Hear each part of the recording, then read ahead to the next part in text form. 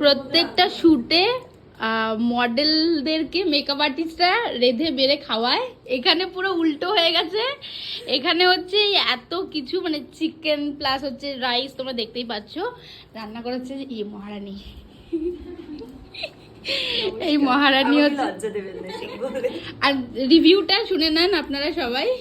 ও যদি ও হাতে করে যদি গরম জলও করে ওটারও দারুণ টেস্ট হয়।